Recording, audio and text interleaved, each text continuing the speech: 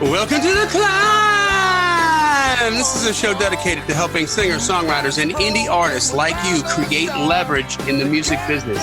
Leverage is a strategic advantage. It's the power to act effectively. And it's what you're going to need to get ahead in the new music business, whether you're an artist, a songwriter, a musician. It's going to be based on your history, on your track record, on what you've done, not your potential. That's what brings leverage to the table. That's how you're going to get the record deal. That's how you're going to get the management company. That's how you're going to get the pub deal. That's how you're going to create more relationships in this business to succeed. That's why we called it The Climb. C.L.I.M.B, creating leverage in the music business. That's a Baxter name if you don't know it already. And my good friend and co-host, Mr. Brent Baxter, came up with that. Brent is an award-winning hit songwriter with cuts by Alan Jackson, Randy Travis, Lady Antebellum, Joe Nichols, and more. And Brent helps songwriters like you turn pro by revealing how you can write like a pro, do business like a pro. And once you got that up to speed, he's going to connect you with the pros and give you your at-bat to create some relationships here. You can become in crowd. You can find Brent at songwritingpro.com. Once again, that's songwritingpro.com. And I would like to introduce you to my co-host, Johnny Dwinell. Johnny owns Daredevil Production. Daredevil has created over 25 national TV opportunities for their independent artists, and they did this by making them discoverable. They've also created multiple tour opportunities, and through the power of, big word alert, digital marketing, data. They've attracted a number of investors for their artists, and the investors love this data because numbers don't lie because numbers can't talk. You can find Johnny at daredevilproduction.com. That's production singular, no S, and there is no S because there is no other Johnny D. What's happening, man? I just feel like you're so important when I intro you that way, just so you know. I feel like you're important when I intro you that way. Like you're a word man. No, it's so special. You're awesome. Oh, a hug. Okay. What are we going to learn today? We're going to learn about prison. Okay, awesome. You feel it, crap. Don't bend over to get the soap. Exactly. I won't make jokes. All right. So, yes, we're going to talk about actually prison of your day job. We're going to talk about your day job and how it's easy to think about your day job as a prison, as a big, bad, ugly, life-sucking prison. But you know what? I think there's another way to look at it, a way that can reveal hidden opportunity for you. I think instead of being your creative prison, it can actually help you along the way to help make your creative dreams come true. So we're going to talk about that today. Awesome. Well, I can't wait to get to that. Before we do that, let's take care of a little business here. Yo. Little business. As always, the Climb podcast is proud to partner with disc makers who've been supporting indie musicians before indie music was even a thing. When you're ready to make CDs, DVDs, vinyl, or distribute your music on some of those killer customized USBs, which you can put videos on and all kinds of stuff too, by the way, go to discmakers.com, D-I-S-C makers.com. It's the only place that you need to go. And while you're there, click the Guides and Resources tab and download some of their excellent free guides. They've just revised and expanded their home studio handbook, which has a ton of great advice and information for newbies and studio vets. You can find them online at www.discmakers.com or give them a call at 800-468-9353. That's 800-468-9353. Right on. Join the Climb community if you hadn't done so already. Lots of good things going on there. Lots of good questions, answers, people helping other people. Hey, I tried this. You can try that. Ask a question. You're going to get an answer. I promise you. Don't abuse it. It's not a place for you to go and spam the crap out of everybody. We have certain places where you can put your music up and do different things. Just abide by the rules. Everything's going to be all right. It's a cool community. So just now, and we'll hear more about this probably next episode, but I've been in Facebook prison. And it's just on theme for today, I guess. Couldn't post, our normal like New Heights Wednesday thing in the Climb community where people get a post like, hey, here's my successes. It's a post we do every Wednesday. I couldn't get to it. I mentioned in my like personal page because I could post there. So Darren Wright, I believe, he, one of our climbers, man, he just hopped on. I was like, dude, I'll post it for you. And just went on there and he just posted it. So, that's just cool. That's just cool. People looking out for each other. So thank you, Darren, and thank you, Climb community, for being awesome. There you go. That's right. Hey, subscribe to the podcast as well, wherever you consume your podcast, to make sure all that content comes in there in order. You can consume it at will, as you like. Take 30 seconds, leave a 5-star rating and review. Let us know what you think. And finally, the best thing that you can do is share it. If there's an episode that touched you in a certain way, that reached out, that gave you the epiphany, that got you excited, whatever it is, share it. Put it up on your social media. Tell somebody about it. Let them know, hey, this is a really killer podcast. There's lots of good stuff going on here. That's why we're doing this. Just trying to help people. You can help us, help you, help us, help them. Tell somebody, right? There we go. Yep. So talk to me about prison. Papa. Well, hey, I shot a man in Reno just to watch him die. I was making all that noise. All right. So listen, if you have the dream of being a full-time songwriter, singer, or other type of creative, it's easy to think of your day job as a prison. Like you feel chained to your desk or the sales floor or the job site all day long. Literally, I've been in a cubicle, like tethered from my headset phone to my desk. So fairly literally chained to my desk. Yeah, prairie dogging it up above the dividers. In the cubicle ant farm. Yeah, so the khaki ant farm. I'm sorry. The khaki ant farm. There you go. Yes.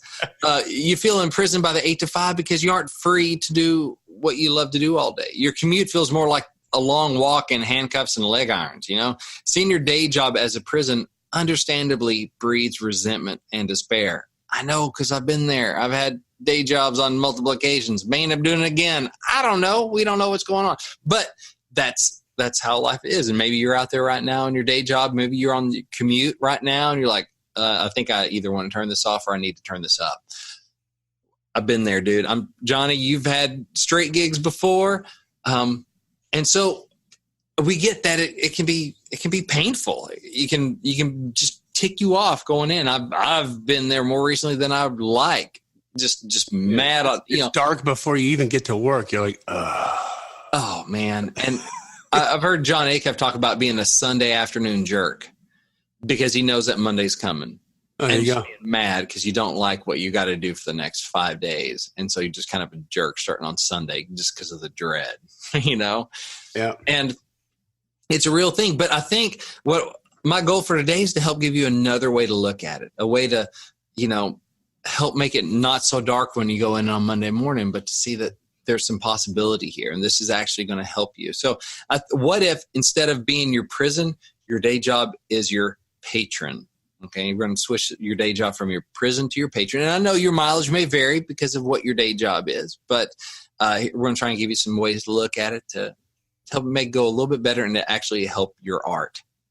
Okay, love this. That's the deal. Okay, so let's talk about the patron thing and what that means. It's never been easy to make a living from art.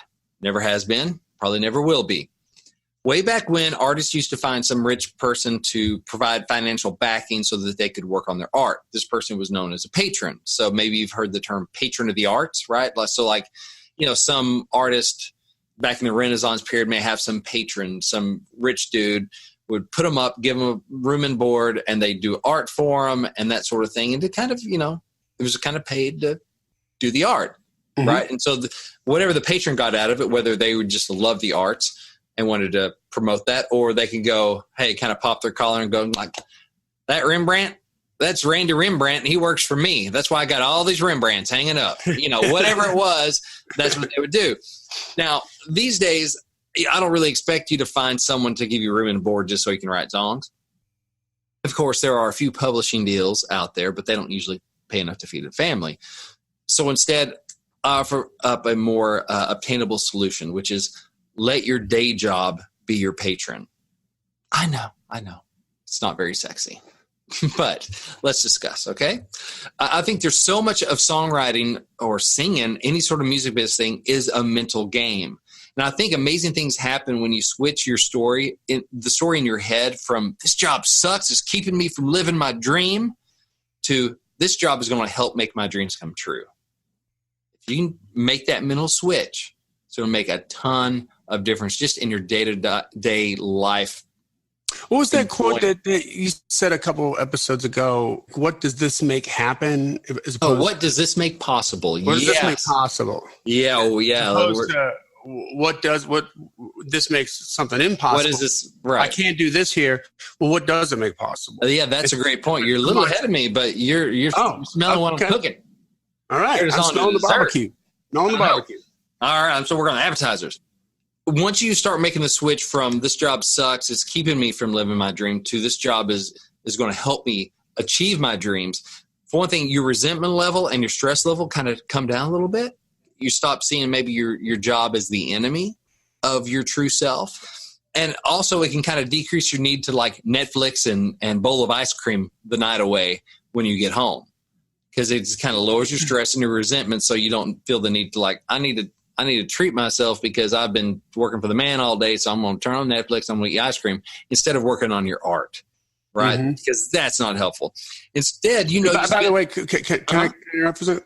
Yeah. So just saying that this job is your patron, just having that mental change, and you might be thinking, well, that's just mental mindset, whatever, blah, and everybody gets all wound up about it. Right. Guess what? It's the truth. It's God's honest truth. Mm-hmm. You ain't getting to your writing success without that job, because you're there right now. Right. Whether you like it or not, whether you believe it or not, whether you're aware of it or not, it's a stepping stone. Now, how you view the stepping stone is what we're talking about. But it is, in fact, a step on the way to the success that you want to get, because it just happened to be the lily pad you landed on right now. That's just the facts. It is. And, once you know that you spent all day funding your dream, right? What have I done my 8 to 5 doing? I'm funding my dream. So it feels even more important to spend your evenings and weekends chasing that dream, instead of just going, I'm stuck in this 8 to 5. It's keeping me from, doing what I want to do. So I'm going to go home and get a bowl of ice cream, grab the remote control. Instead, you're like, okay, I've spent this time funding my dream. Now it's time to go chase it. There are a couple ways that it can help you reach your songwriting goals, your day job. 1, let your day job pay for your art. Okay, so this is the big thing. This is the funding the dream part. So let your company paycheck cover the roof over your writing room and the coffee in your mug that I usually have when I write. That's the paycheck that's paying for that, right? Mm-hmm. You have your, different places. Trying to think about the different places I've written. Gosh, when I was in Little Rock, it was in my bedroom. I had a computer in there. I'd work in there. I'd work in the living room. And I was working at Alltel Communications. So the khaki ant farm. I was in a call center, had the headphone on my head, and it was chained to the phone on my desk, taking calls in queue. How many calls in queue? That's depressing. But that paid for the electricity so I could see at night and could turn on my computer and write and that sort of thing. It's paying for your art. Because otherwise, what was I going to do? Mom and Dad were going to cut me off eventually, because that, if I was just sitting around, I'm chasing my art. They're like, go chase a job eventually, right? Yeah. You got student loans to pay for. You turn this art into a job, God bless you. But until then, get a job. Get a job, right. So, let your job during the day fund your art on the nights and weekends. Let your vacation time pay for you to make a trip to Nashville or New York or LA, wherever, your city is that you need to go to. Where you want to go to chase it and get inspired and learn more about the business. I mean, if you get that 2 weeks off, where are you going? If you have the mindset of like, okay, this 50 weeks has been funding my 2-week trip to Nashville. Again, it's like, if this is funding my dream, then in your time off, it makes more sense to chase it, to do what you've been funding the whole time, right? Yeah, I finally got all my priorities in line, and I'm right where I need to be. Exactly, Mr. Gary Allen. So, hey, you get 2 weeks paid, great, and you've been saving up. Now you can make that trip, or let a percentage of your salary cover workshops and conferences, either online workshops and conferences or in-person workshops and conferences, while you build connections and learn the craft of songwriting. I mean, you're not going to mind nearly as much rolling in on Monday morning. Well, as much anyway, when you realize your boss is paying for your demos and he's not even asking for a share of your publishing.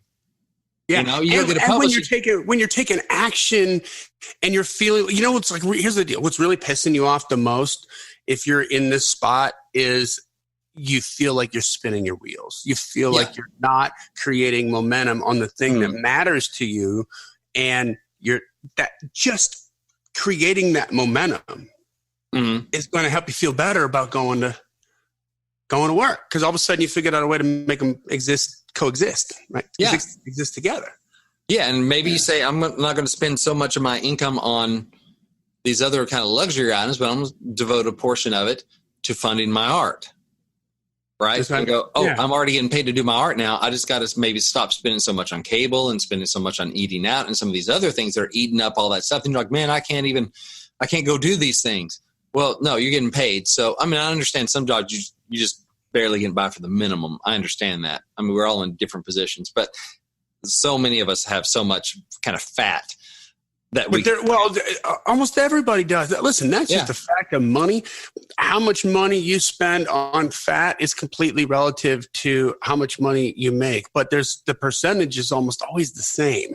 Yeah. Whether you're making $10,000 a year or $1 million a year. I mean, I have straight up done, couldn't do it. Tried to do a loan for a dude with and I kid you not, $100 million tax return. $100 million, owned 34 companies, 34 different tax returns, plus his private tax return, $100 million. Slam dunk, right? No. First of all, why does he need a loan? Dude's living paycheck to paycheck. That's why. Paycheck to paycheck. It ain't the income, it's the just, outgo. you don't need the spinners. You don't need the watch. You don't need the killer whip. You don't need just like put the money aside for what's important to get your priorities in line. Listen to Gary Allen, man, knows what he's talking about. That's right. This song is brought to you by an 20-year-old Gary Allen song. Love that song. It is a good one. So it's called Right Where I Need to Be. So, Yep. but that's the thing though. It's like, if a publisher pays for your demos, like we all like, publisher wants to pay for my demos. Well, guess what? They're going to want ownership in that. At least a co-pub, if not all the ownership. But when your boss is paying for it, they do not ask for your publishing. Right? They're not even aware of what's going on. Like, it's so sleek and underground and like. It's not part of their business model. That's right. It's not part of all. Publishing royalties was not part of Alltel's business model. So here's the deal. I got the idea for Monday Morning Church when I was in college. I was in grad school. And I showed it around to some other co-writers. It never happened. Then I showed it to Aaron in 2001, Aaron Enderlin. I was working at Alltel at the time. And so they're paying my room and board, right? While I'm going to songwriting school, writing songs and working on lyrics in between calls when I just had to sit there, but I didn't have that much to do. I was working on lyrics, reaching out to co-writers, and working on other songs on the clock or off, right? So sometimes your jobs have some of that downtime where you can do that. We wrote Monday Morning Church. She took it back to Nashville with her, and I ended up moving a couple months later. But, I didn't have a publisher pay for my part of the demo or whatever. I had my publishing. I owned my publishing. So when it got cut, I owned my publishing, which is like twice the money coming into me. Thank you, Alltel. Money. Yeah. Mom and Dad for helping me out during college, and then Alltel floating me after college till I finally got to Nashville. And I own my publishing. Not too shabby, all right? That worked out all right. It was harder to get that cut for sure, but when it happened, it bought me some time. And that's the big thing is let your day job buy you time. Believe me, it's easy to resent your job that it doesn't allow you as much time to write or go out and gig as much as you want.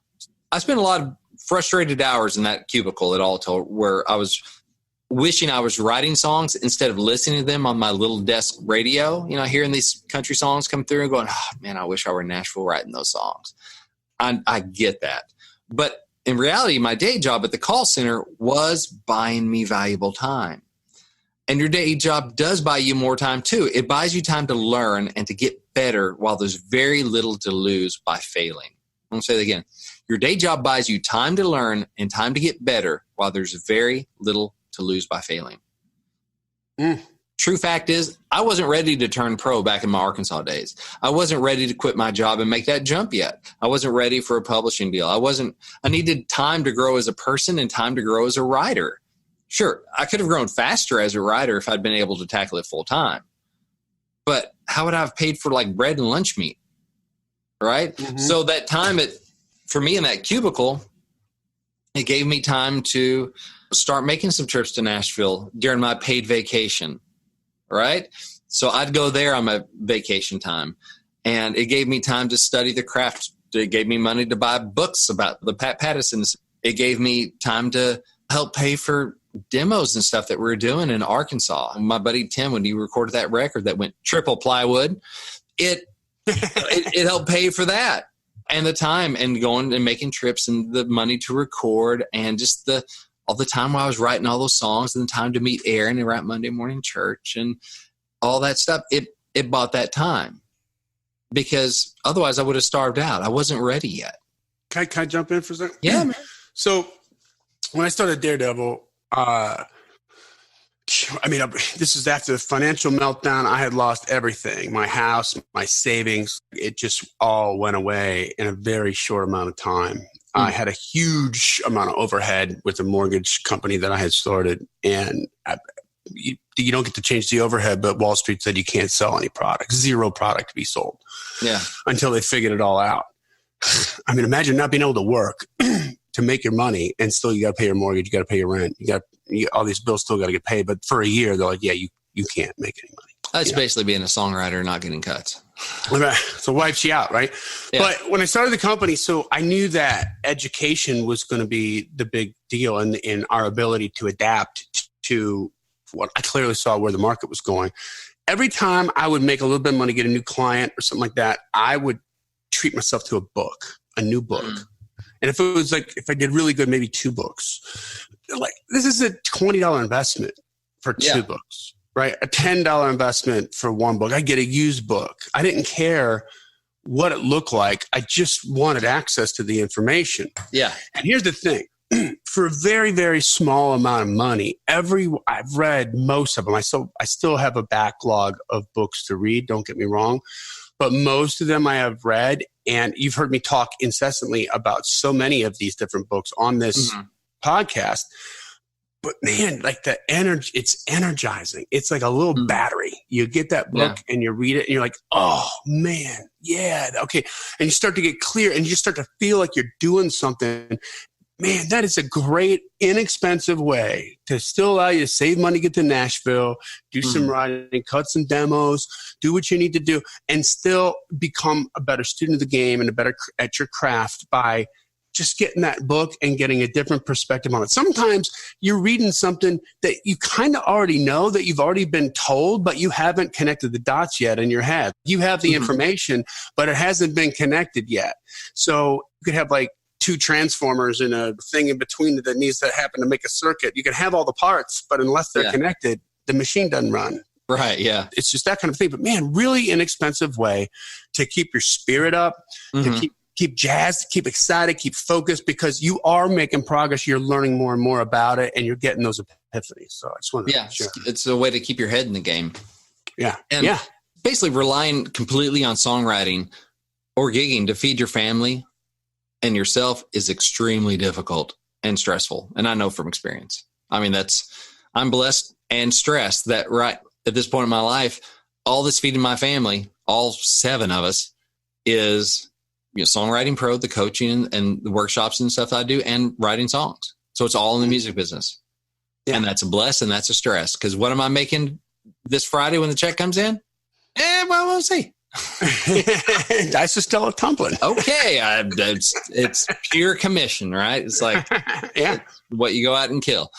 It comes with its ups and downs. But that day job gives you time to learn, time to get better. It can help fund those things when you know what's coming in the next month, and you can adjust accordingly. And it's not that way in the music business. So let's talk a little bit about what does this make possible? Because that's a great question. It's one I got from Michael Hyatt.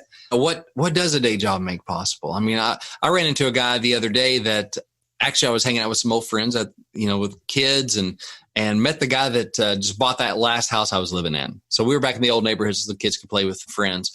Met him.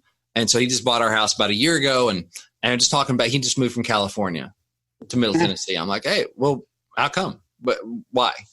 And he said it's because the prices are so much lower in Middle Tennessee, which is funny because we're not used to hearing that. Oh, it's cheaper to live here, but he was from Southern Cal. And just some other stuff. So what did he do? He transferred with his job. His job had an office here. Job had a couple places around the country they can move to, one of which was Nashville. Now, he's not in the music business. I mean, he's a musician, but it's just a hobby, right? So he didn't move here for music. But the thing is true is like his day job paid for the move because he can transfer, and he's working from home a lot and stuff. But what does that make possible? Maybe somebody pays for your move and feeds you when you get there while you start making contacts.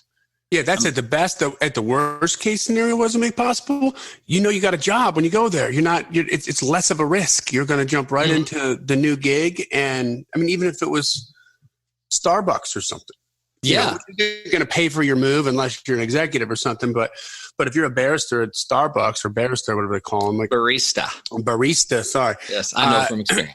Then you have a relationship with the store. You've already got a reputation here. You've got some leverage to get into that gig over there and make that happen. So you hit the ground running and you don't miss a beat, and it's less stress. Yeah. Oh yeah. I moved to Nashville with no job. I did what I said I would not do. I quit my job at Alltel, moved because enough of a window opened up where I could rent a room from my uncle's mother-in-law. So renting a room from Granny Alta over in West Nashville, and I could mow her yard to help work off some of the rent. Started looking around. I got a job at Cracker Barrel, but then got a job at Blue Water Music doing royalty and admin stuff, like 2 part-time jobs, and did those for a while. Maybe something to think about is, what does this make possible? Is there a job in your area that could possibly transfer down to Nashville, even if your job can't and your company doesn't have one? And I'm saying Nashville, but it could be New York or LA, whatever city is your target. Is there another job in your area that maybe you could switch to that eventually could get you there? I mean, that's taking longer steps, right? But it could get you there. Definitely look for jobs in those cities that you want to, if you want to move there. But maybe another way is to go, okay, well, I'm out here in, Minnesota, but I work for this company, I work for company A, but company B over there has an office there because I'm doing my research, right? I wonder if I could jump ship over there. It may take a while, but then I can jump over and get a paid move. Just things to think about. What does that make possible? I think, tell you one thing that a day job made possible for me is this podcast. Because there's a time when we were adding kids faster than we were adding cuts. Oh, way faster than Spotify was paying for them. That's a song title right there. Adding kids faster than we were adding cuts. Yeah. I know. I've made the joke about it because that put stress on the marriage. I was like, I need a single again before I'm single again. My wife stays home. I'd gone to the part-time gig, so I did the Starbucks thing for a while when Ozzy came along, because the funny thing about Starbucks is part-time, you can get full benefits, and that was real helpful when you got a baby on the way.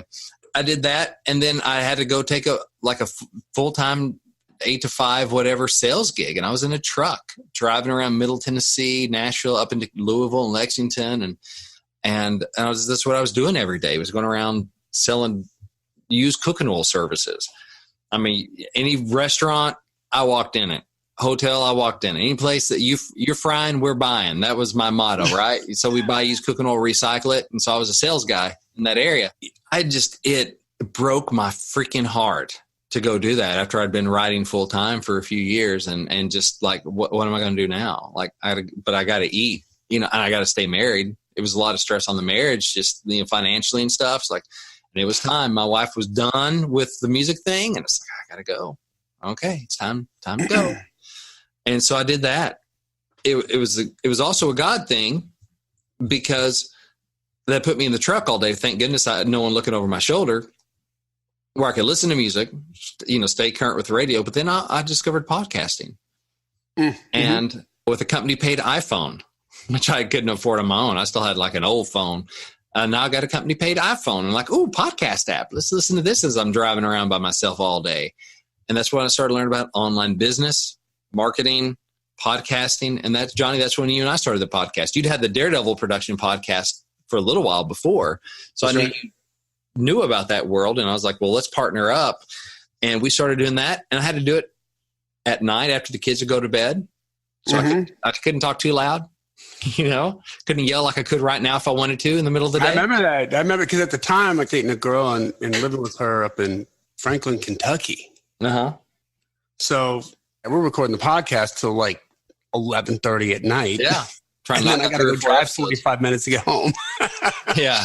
Those are some long nights. Yeah. Yeah. And they were for me too, in early mornings. And I had to, but I was like, it was my, school on four wheels, driving around that truck, listening, getting all this input, and listening to songwriting podcasts that they didn't have as many good ones then. Started putting some of this into practice. What did that make possible? It made possible this time to learn and to experiment with podcasts and to experiment with, that's when I started the Man vs. Real blog and which is now Songwriting Pro, and starting to do a little bit more coaching, starting to do some online events. I remember talking to my wife about it. We were on a walk, and she's still really, really done with the music business at this point. And she kind of liked knowing what I was going to make the next week and year.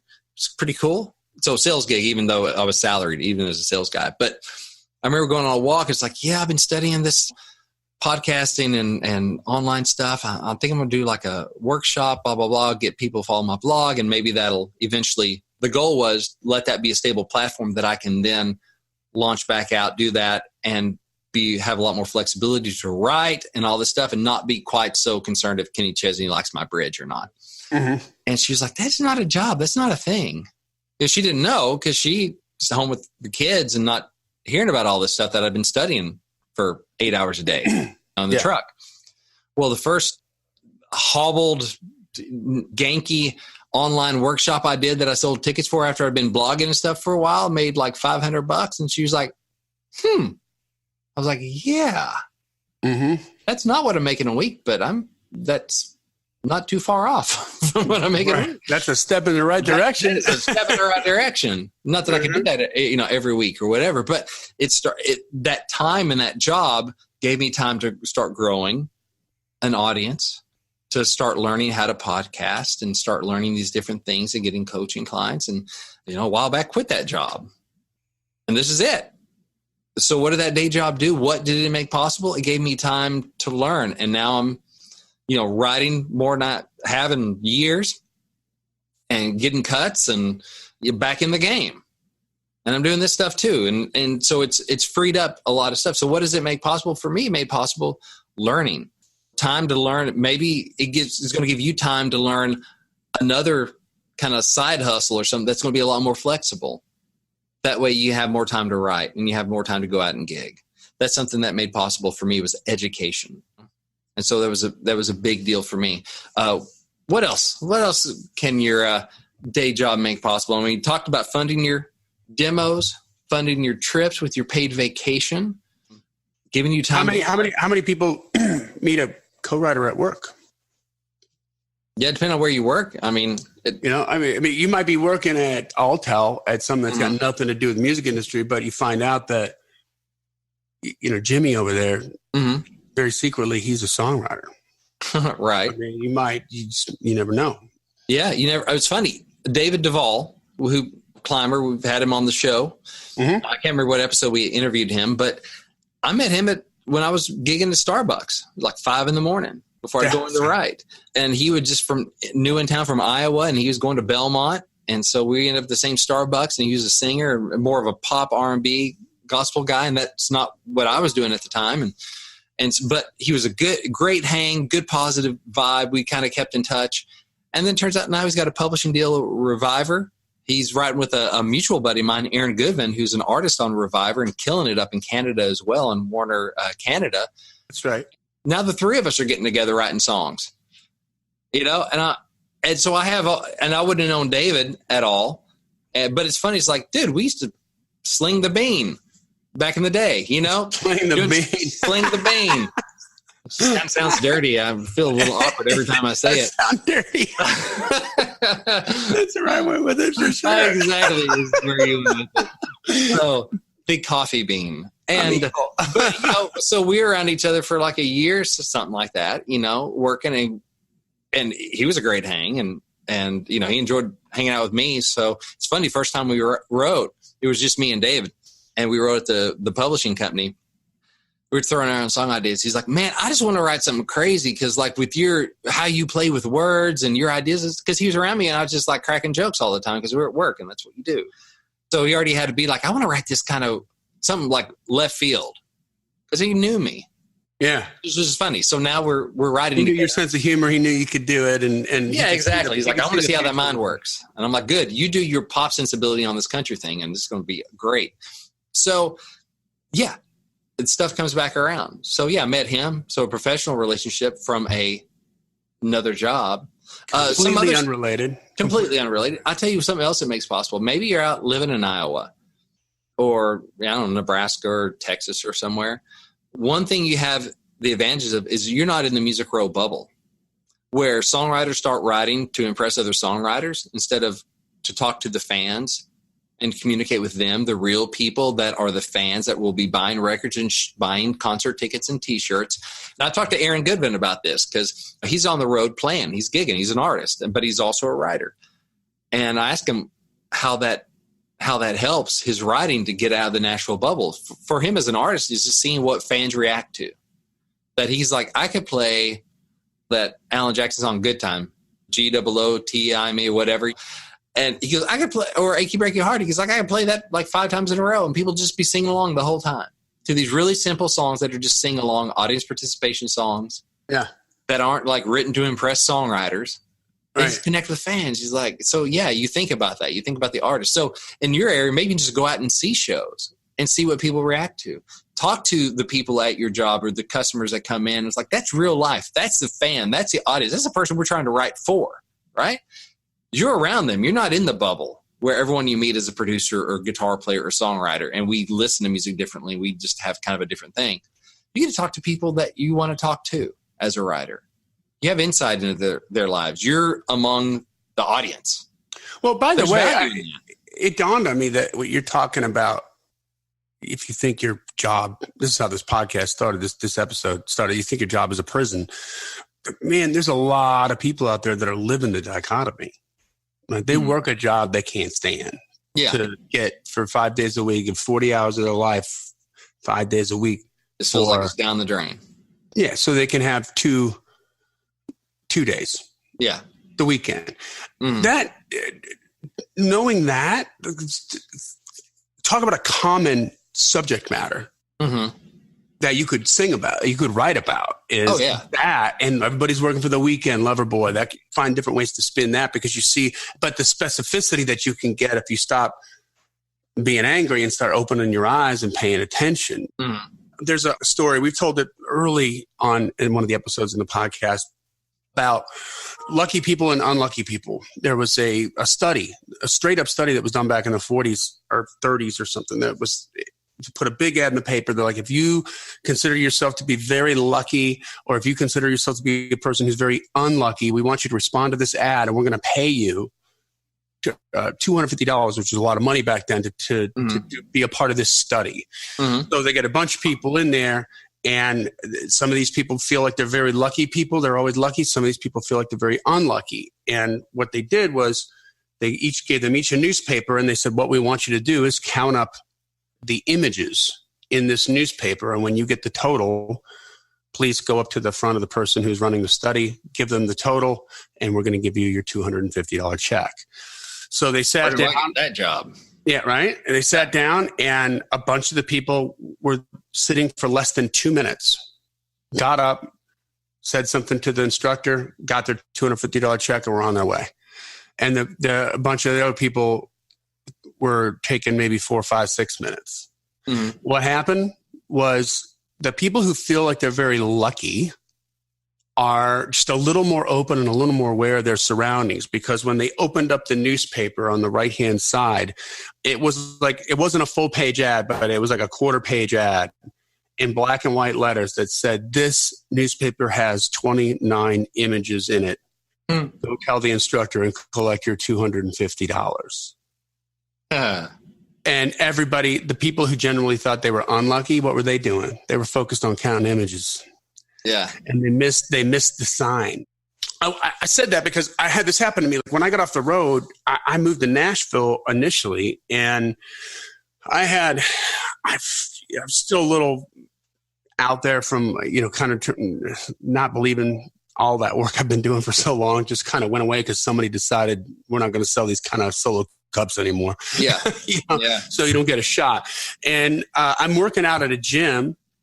I just happened to be wearing a T-shirt from a club down in Florida that we used to play all the time called the Button South. Mm-hmm. And it was a killer rock club. And this dude just comes up out of nowhere and he's like, "Hey man, what's up, dude? It's a cool club, dude." And I still had, I'll tell you, I had a bad habit of sort of not connecting with people. Yeah. Because you just meet so many people like every single night when you're doing it, and they all want to like be your best friend or whatever. And you just kind of figure out ways to be very cordial and very polite, but you don't remember anybody, you know? Right. And so this guy was like, "Let's get to do, we should write. I write songs. We should write." I was like, "Yeah, man, that'd be great. Yeah, okay, listen, I'm going on vacation." And which I was going to leave and go on vacation. And I don't know why, but I gave him my real phone number. I was going to blow that guy off totally. He wouldn't let me blow him off. And it just ended up with, like, we wrote a bunch of songs together. In a gym, you know, he's like a musclehead guy, like in a gym. I mean, it can come at you. You got to be aware. You got to be like open to all kinds of different little weird things that could happen that could just point you in the right direction. Yeah. And be looking at that newspaper the right way. Don't just be counting the images. Yeah. Because that's what you're told to do. Yeah. I mean, if you look at it, go, what does this make possible? I mean, maybe you just need to write that out and stick that on your desk. Yeah. Or on your truck dash or whatever. That's right. What does it make possible? Well, maybe I'm in a job where I can have the radio on all day and I can soak in what's going on and what's actually working. What do these songs have in common? What are they not? And you're going to song school, you know, for a few hours a day or whatever. Or you can hop on the company computer and watch Facebook Lives and educational stuff, not just wasting your time. Your YouTube videos about songwriting during your lunch break. And what does it make possible? I'm studying, I'm learning, I'm getting better. And I think just asking yourself that question is going to make a big difference in your, not only in your songwriting, but also just in your general happiness, which makes a big difference in just in your life. Yeah. But yeah, it gives you time to learn. You're around the target community. Different jobs have different perks and you just have to look for them. Maybe we go to conferences and there's artists there and because they have the corporate gigs and you're like, "Hey, who are you? Hey, I'm here." Yeah. Start meeting them that are doing the corporate gig thing before they maybe blow up and get huge. Yep. Yeah, I go to these corporate things. Whatever. They got a band there. I wish I was in the band. Well, why don't you go meet the band? Yeah. What does it make possible? Not our job to come up with everything that it might make possible because that's for you and your job. But I think the big thing is let your day job be your patron. And then hopefully one day you can get out of it. Yeah. But, I mean, I know some people that dig the day job and don't want to quit. David Duvall, he works at a bank. Yeah. He works at Starbucks when I met him. He works at a bank. There's all that cool stuff, fun and artists and stuff, doing weird outside the box thinking, lending and stuff. It's cool. Yeah. So, he's, you know, finding ways to make it work and he enjoys it and he gets to write it on and he has a publishing deal and he's getting cuts too. Yeah. He's kind of having it all. So I guess you can call songwriting for kind of my day job, right? Mm-hmm. So it's my side hustle. It's the other thing I do, but it feeds the music stuff because I've met co-writers through the community. It gets me in touch with, you know, publishers and other people doing play for publisher events and other opportunities that help feed the songwriting. And the songwriting helps feed this as well. And so like the banking thing, well, how about I'm going into playing golf with these people that I'm going to, you know, be able to give loans to, but they're in the artist community or the publishing community or whatever. Oh yeah. Work that angle. Yeah. Talk about a position of leverage. You're helping them out and they want to talk to you about this thing over here, but you can also steer it in the right time, in the right way. Because there's so much personal relationships. Yeah. Yeah.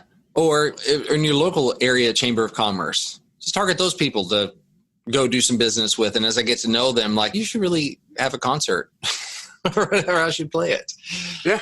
What does it make possible? What kind of people can you then approach through that job that you couldn't approach otherwise? And you're approaching on one level, but then as a personal relationship grows, you can switch that around to the creative level as well. So when I first moved out to LA, I was in the electronics manufacturing industry. I was selling this product, this zero damage soldering and desoldering product. Random. I'm not expecting anybody to know what that means, but I was getting like killer aerospace clients and stuff. Mm-hmm. And one of them was Raytheon, this company called Raytheon. They do all kinds of creepy defense stuff and rockets and all kinds of crazy stuff. Mm-hmm.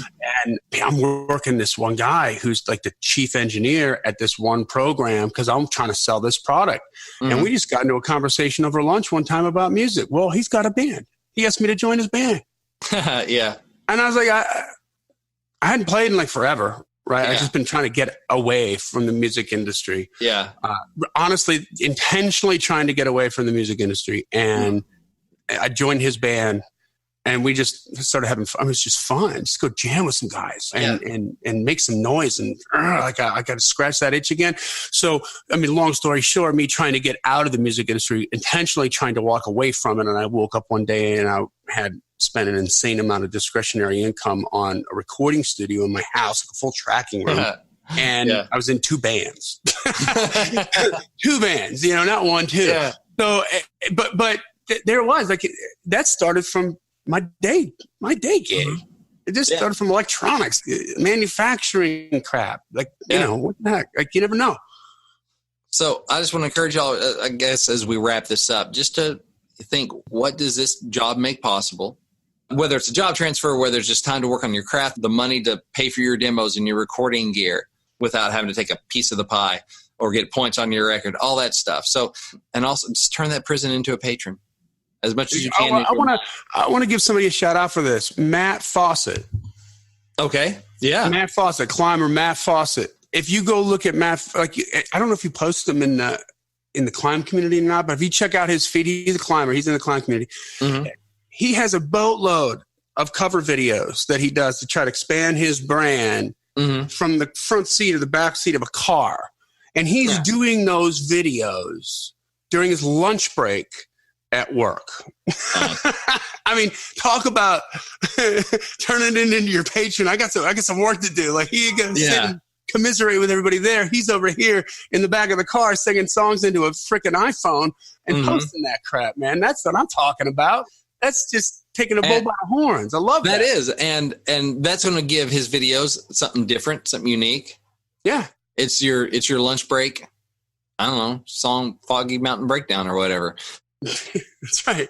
It's part of a thing, right? Our limitations create our style. Sometimes that's why I'm a lyricist, because my limitation is, singing and playing, that kind of stuff that helps define my style. So if that's what you got in the back room or off, whatever it is, that's kind of cool too.